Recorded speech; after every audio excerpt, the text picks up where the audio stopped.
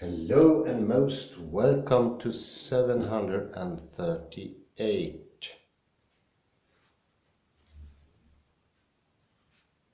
We're having an incredibly clouded and foggy day. It's almost like the London smog of Shakespeare, or rather Dickens. Very foggy indeed. Sorry about that. I will first tell the inspiration for today's lecture. It's called The Return of Dear Old Benoit.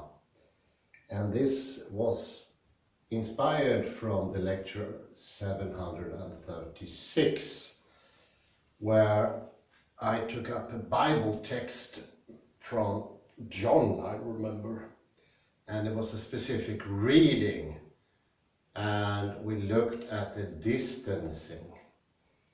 And I realized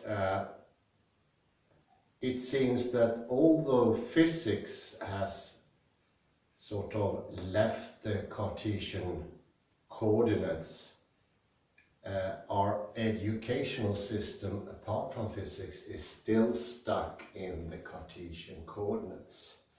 And distancing is thereby the only tool, only allowed to perceive or understand anything. And that was especially clear when it came to Bible text, because distancing does actually take everything out of the Bible text. There's nothing left that means anything.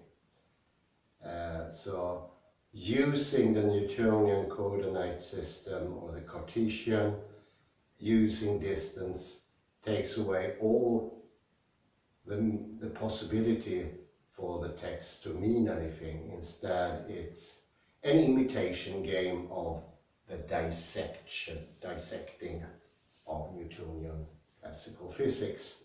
So we have a survivor of the Newtonian physics in academia, without a doubt. I was quite surprised, and it becomes even more odd when people, after distancing and taking all the meaning out, they still want to maintain some sort of faith based on these very little remains of the Bible or any religion. At a distance you don't feel, you don't understand. What you have instead are other qualities, but they are only pertinent if you do specific experiments in physics, which I think to this day there is no physicist who doesn't understand this division. And that division doesn't even exist in academia. It's only at a distance. Nearness, it's not a feature. And I remember a theologian studies student I spoke to 3 years ago outside a local university in the nearby city of Gothenburg here. And he said, if I would have written any sort of test or exam or handout, or God forbid a master or bachelor, in a close time, I would never ever receive anything but an U. U means not past, that's you. And that's, of course, is very damaging. But it's funny, it's a little bit like finding a dinosaur alive somewhere in the jungle of Indonesia. Where you venture very, very deep inside, and there you found this survivor. This is how it felt for me to understand that Newton is still alive, and 100% as well. It's the only measurement for truth in academia.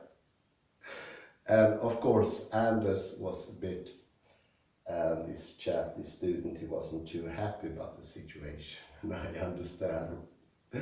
Since yesterday, I understand much better why he wasn't so happy. The day before yesterday it was.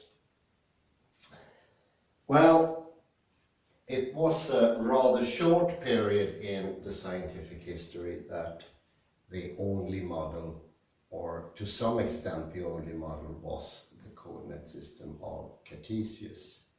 And that changed already when the non-Euclidean mathematics was discovered. And this is actually a discovery, not an invention. I'd say most mathematical progress is some sort of invention, but this was a discovery. In that sense, we discovered something that we haven't seen before. We passed it, we thought that all planes in the world are perpendicular, 90 degrees towards each other. And since that was never a hypothesis, is of course much harder to question. It's very hard to find those underlying hypotheses, but we mentioned that loads of times before. And this is one of those underlying hypotheses, and that is the idea that space is somewhere outside of ourselves, and it's something we can look at a distance. But it is, for some reason, not part of the thinking system. It's not part of anything. It's just somewhere very, very far.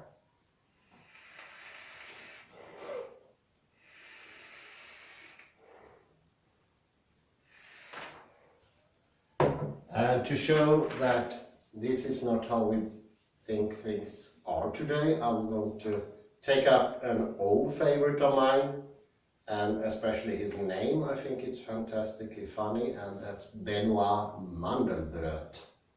Yes, his name is actually Mandelbrot, not Brot as the English say.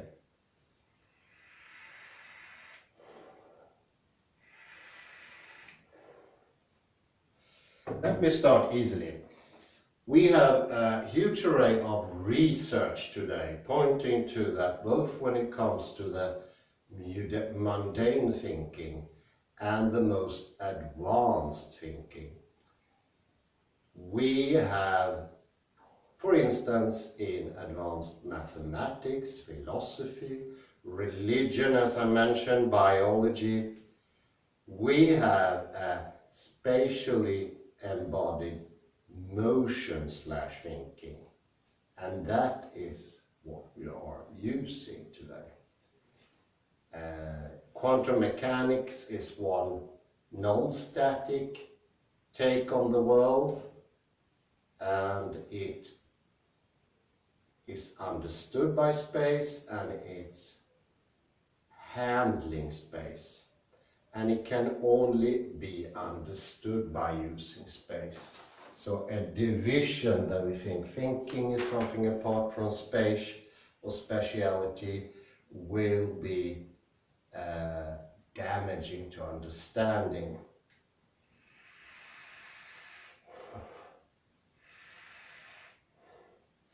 And of course, as mentioned before, quantum mechanics, more wondrous than any time before, show the capacities for space to have character, properties like synchronicity, simultaneity, and also absolute closeness. It's pervading every little inch, even down to the last Planck constant.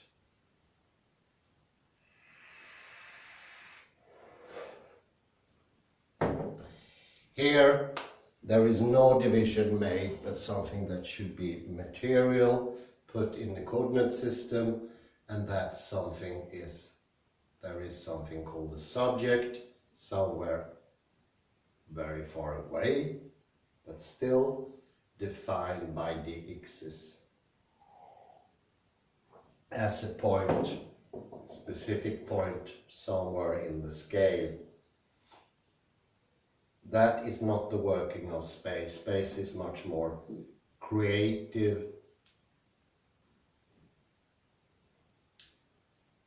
incredibly wondrous, amazing in many aspects. So far from the homogeneous representation, because it becomes a representation when it's far away. It never has any reality to it. And although representations models could be good, they work only when we have the nearness, and that's what's lost in the little analysis that we took up in 736. It's completely lost there. It's entering empty homogeneous space and a distance that makes it impossible to understand anything, to get a grasp of what it's about. Another strand of science that clearly shown this is the strand of knowledge from Benoit Mandelbrot. There we come to understand that the universe is scaleless. It doesn't have scale in that perception of distance, because all different heights, breadths, widths, sizes are close by, and that's how we understand them. We cannot understand hugeness from a distance. It makes sense in nearness. And this is, of course, this nearness that is in quantum mechanics is called observer dependent. And this is so well put by Edward Lorenz, another name that is about time that it's re-entering into the discourse. His depiction of chaos is when the present, the now, determines the future, but the approximate present does not approximately determines the future. And the last part of the sentence is a very decisive blow to classical physics, and it's a killer of determinism. This is how we usually think in everyday language, in everyday thinking. The world works, but it does not. The approximate understanding of a now does not determine an approximate future. That could be said to be the absolute dogma of classical physics. And it gives, of course, apart from determinism, distance, no knowledge, and non-understanding. And that is supposed to be inherent traits of reality according to classical physics. What is this approximately present? Well, it's more or less that we can figure out everything in this room, to not find details because we know that's impossible, but approximately, put ungefär in Swedish. And then we could know what approximately happens in the next moment. That is the dogma of classical physics. But approximately won't do in chaos theory. We need to know exactly. And since that is not possible, the whole theory dies there, I'd say. That's another way of looking at the killer blow to classical physics. And that's, of course, the butterfly effect. An incrementally small thing in this room can change everything in the next moment, so the approximation doesn't work. Something completely different happens. And that little bit of butterfly breath, or something to do with my nostril or one of my hairs are falling, that will change everything. And this, of course, goes to show that creativity rather than determinism and absolute physical laws decides reality. So this is rather profound changes in the everyday reality of the common man. It's not small differences.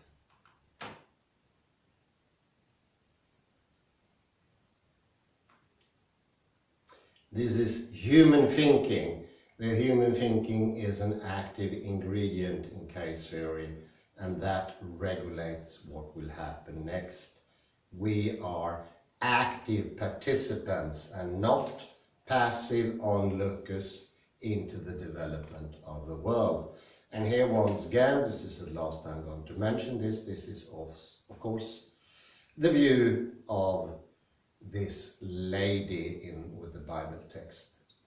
She thought she was a passive participant, she should keep her distance to all the text, not participating in it, not walking the egocentrical path, as I mentioned, and thereby killing it off. And she probably thinks that's a necessary trait. Well, she trained in academia, so she should think that, because there's no other way to think there.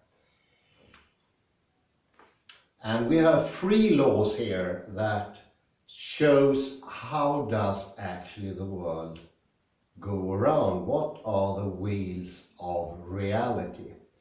Well, to have something that is really workable, it must be sensitive to initial conditions. Whatever those conditions are, it should be sensitive to those initial conditions. It must be topologically transitive, and that means that on every level you need an iteration. Iteration is not repetition, but it's similar. That's scale independent. And it must have dense periodic orbits, and that's might be the most important thing.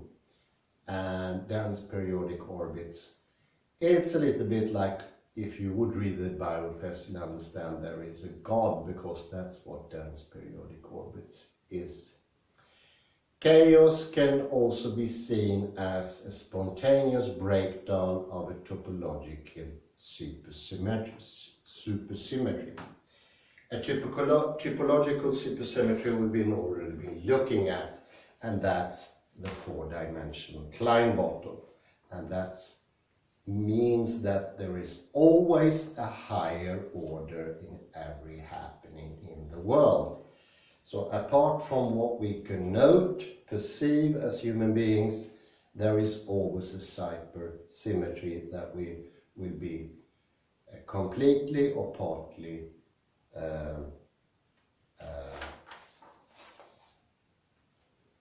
unaware of. That's mighty interesting. I stopped there because it's so profound and it's so great. It's even hard to grasp. Can you imagine? There's always a higher order in every happening, and we can only see a part of that supersymmetry, and that part of supersymmetry is what we call ordinary reality. But it can never be the whole beef.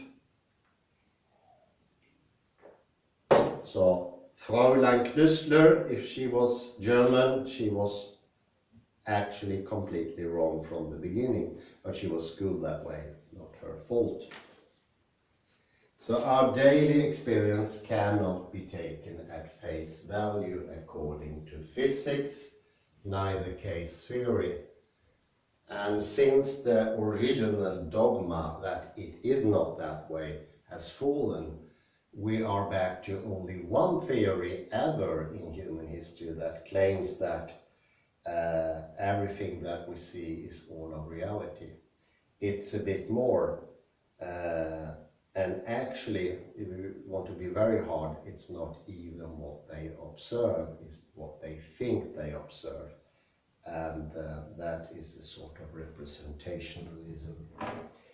Let me explain those three parts a little bit more. I did not put them on the whiteboard for a good reason. I don't want you to think too much about that in this lecture. It will not be helpful to the understanding. But as I said, and this was actually formulated by a chap called Robert L. Devaney, and he says that to classify a dynamical system as chaotic, it must have these three properties. And that means that time is also an important ingredient in understanding anything, no matter where you are at. It's not physics. Chaos theory started in economics, you have to remember that. It actually started with weather, but it was more further developed within economics. And I would say most important when it comes to academia. You won't understand any knowledge without that. And my own subject has just started to take up chaos theory. That's history, because I'd say can't be understood without chaos theory. That is foundational for understanding our history. Obviously, if it's not determinism, we need to know how history works on an initial condition sensitive foundation. It means that thinking needs to come into the picture.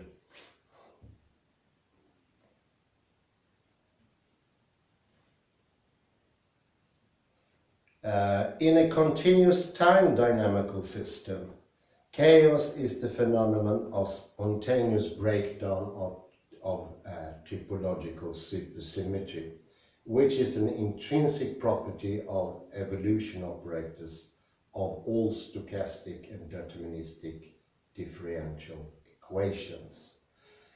This picture of dynamical chaos works not only for deterministic models, but also for models with external noise, which is an important generalization from the physical point of view, since in reality all dynamical systems experience influence from the stochastic environment. With this picture, the long-range dynamical behavior associated with chaotic dynamics, for instance the butterfly effect, is a consequence of the Goldstone theorem in the application to spontaneous topological supersymmetry breaking. Well, the last sentence is the one I'm going to start with. The break of the supersymmetry is somewhat similar to the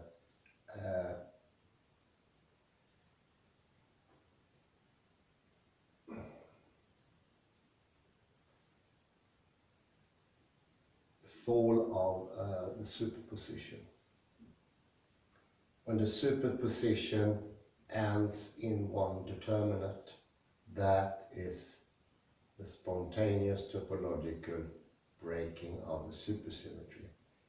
It's very akin to the ambigram. Remember that the Klein bottle, I should have one here, is perceivable in different ways. It's our consciousness in the end who decide what is inside and outside. Once we come to that decision, which is not what we would say a conscious decision, because something that happens immediately, that is determined like that. So chaotic theory also explains deterministic systems. But since the supersymmetry is much greater than the deterministic systems, you cannot say any time that reality is deterministic. It's a result from a bigger supersymmetry.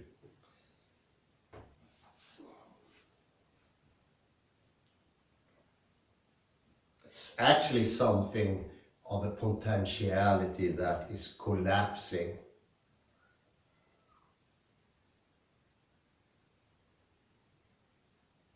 An external noise is, of course, those very, very small factors that influence by being part of the initial conditions. And we call them noise, but you have to remember the scale invariance. The scale invariance goes to show that in a cause and effect system, you cannot say, oh, that is a very small thing.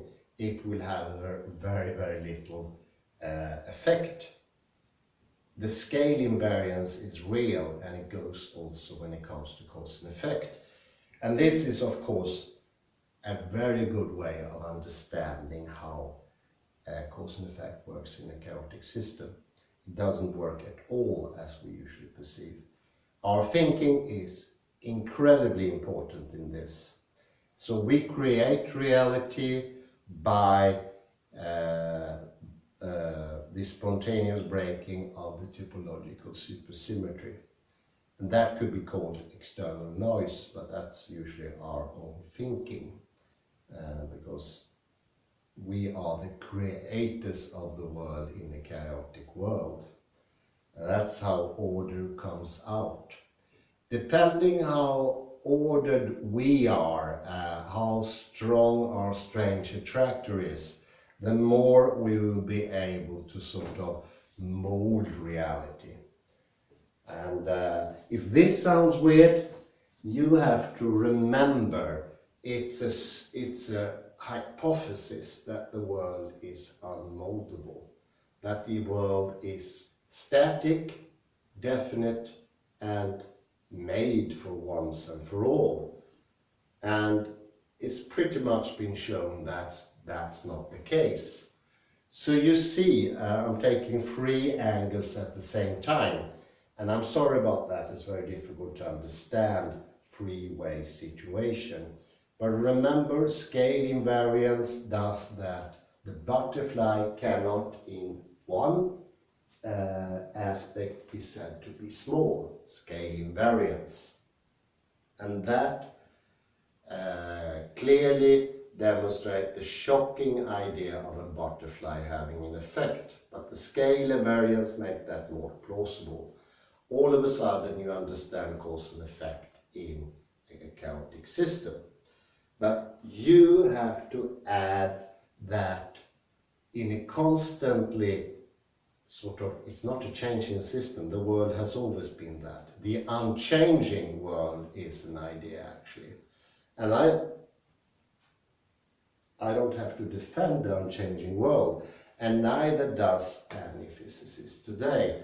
But you need to rid yourself of the idea that the world somehow was made like this and we were outside of it. Because that is also, that's the third leg of understanding this. The world has never been static. It didn't begin to be static the time you were born, and then you can think everything going on from that point. You cannot say, this is the point that everything is like this. You cannot determine what the world is in this instance, as one thinks in classical physics, because the world is not determinable. So you see how the 3 parts come together to construct a completely new reality. And you cannot partly step out of the old reality, because if you only have 2 legs, it's going to break down. It won't make the new sense. So this is rather tough, and please don't try to understand this at this level. But what you could remember is that 3 things needs to be understood at the same time. And the scale invariance, the new cause and effect, and the thing that whatever we think is the initial conditions in a way. And whatever we are thinking should not be taken lightly. And that's also something you need to get rid of. What you are, your attitude is horrendously important in this case. Do not take the idea of the observer dependent lightly. And it's not at all like that, whatever I think could be the world. You are so much more than your conscious, reflective consciousness. That's the whole system, that's you that decides. So in a way you get the world you deserve. I think it was Blake who wrote that, you get the world you deserve. No, well, yeah, it's a bit harsh. But all of a sudden you understand our cause and effect falls somehow, it's working. How you are will decide which world you will live in and who you are. So it goes hand in hand. I think, Henrik, you have a word for this. I get some association to something different instead of cause and effect.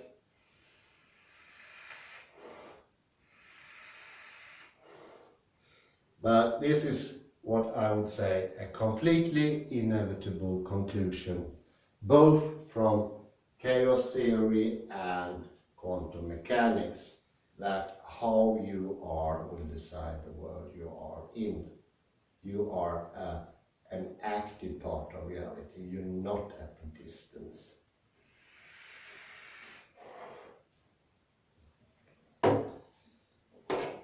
And of course, this is once more explainable, and I hope this is helpful for you to have different takes on the situation, because it's too tough otherwise. But forget about this. Space, object, subject. This is a gestalt you need to closely investigate, and it will sort of evaporate once you understand that the subject is not far away, it's in some other universe. We have always already been in this world. We have never been outside of this world. And therefore, the world, this room, cannot be determined to be static. Who's doing the observation? Well, I'm here, I'm doing the observation, and so are you. And that cannot be taken out of the situation like this. So try to sort of smoothen this idea out a bit. Something is forgotten here. This is the amnesia as well, that we were sometime in history, we were not in reality, we were somewhere else. Well, hey, that's the transcendental tendency, that somehow we are apart from the world, and therefore from nowhere we could decide how the world is. It could be said to be static. We can determine the initial conditions. And this is the fourth take of the whole thing. We could say that small changes in the initial conditions, like a butterfly, will have such a huge effect that we cannot be deterministic. But also, you cannot determine the initial conditions because you've never been out of this world. You are the observer already. Always have been, always has been, always will be.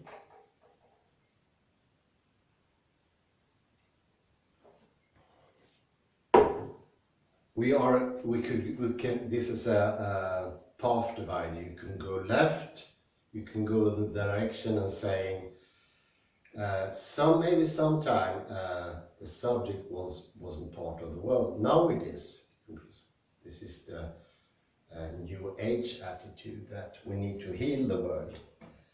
We need to get the subject into the world again. We need to have a movement that's non-dualistic.